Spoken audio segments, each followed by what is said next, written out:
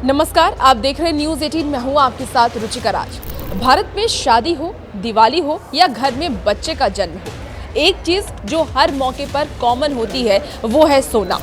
हम भारतीयों का दिल सोने के लिए धड़कता है, लेकिन क्या आपने कभी सोचा है कि जिस सोने को हम अपनी तिजोरी में रखते हैं वो आता कहां से है? भारत में तो सोने की खदान ना के बराबर है, तो फिर ये चमक कहां से आ रही है? और क्या आप जानते हैं कि हर दिन हम भारतीय कितने करोड़ का सोना खरीद डालते हैं? आज के वीडियो में इसी गोल्डन मिस्ट्री से पर्दा उठाने वाले हैं। तो चलिए वीडियो की शुरुआत करते हैं। हकीकत यह है कि भारत में सोने का उत्पादन बेहद कम है। कर्नाटक की केजीएफ के बंद होने के बाद अब बहुत ही कम सोना देश में निकलता है, इसलिए हमें अपनी मांग का लगभग 90 से 95% हिस्सा विदेश से आयात करना पड़ता है। सबसे ज़्यादा सोना हम मंगवाते हैं तो स्विट्जरलैंड से, सबसे ज़्यादा सोना वहीं पर होता है और ऐसे में वहीं से हम सोने की डिमांड को पूरी करते हैं।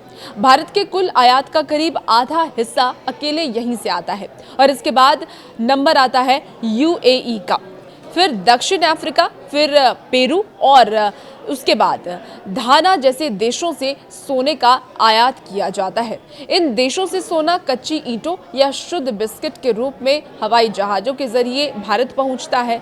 अब बात करते हैं उस आंकड़े की जो आपके होश उड़ाने वाले हैं। देखिए, वर्ल्ड गोल्ड काउंसिल के मुताबिक भारत में हर साल लगभग 700 से 800 टन सोने की खपत होती है। अगर इसे हम दिनों में बांटें तो भारत में हर दिन औसतन 2 टन से ज़्यादा सोना बिकता है। आज की कीमतों के हिसाब से अगर इसे देखें तो हम भारतीय हर रोज 2000 करोड़ रुपए से ज़्यादा का सोना खरीद लेते हैं और शादियों के सीज़न में ये आंकड़ा और दुगना हो जाता है। सोचिए, नॉर्मल डेज पे हम इतना सोना खरीदते हैं और शादियों के समय पर तो ये आंकड़ा और भी ज़्यादा बढ़ता हुआ नजर आता है। भारत की तिजोरियों में अनुमानित 25,000 टन सोना जमा है, जो दुनिया के कई देशों के कुल विदेशी मुद्रा भंडार से भी ज्यादा है। लेकिन ये चमक सिर्फ खुशियां नहीं लाती, देश की अर्थव्यवस्था पर बोझ भी डालती है। आखिर क्यों?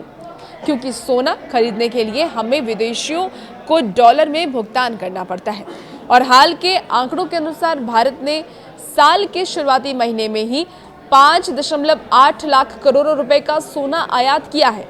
जब हम इतना ज़्यादा सोना बाहर से मांगते हैं तो हमारा CAT यानी कि चालू खाता घाटा बढ़ जाता है, जिससे कि रुपए की वैल्यू गिरती है और देश की अर्थव्यवस्था पर दबाव पड़ता है।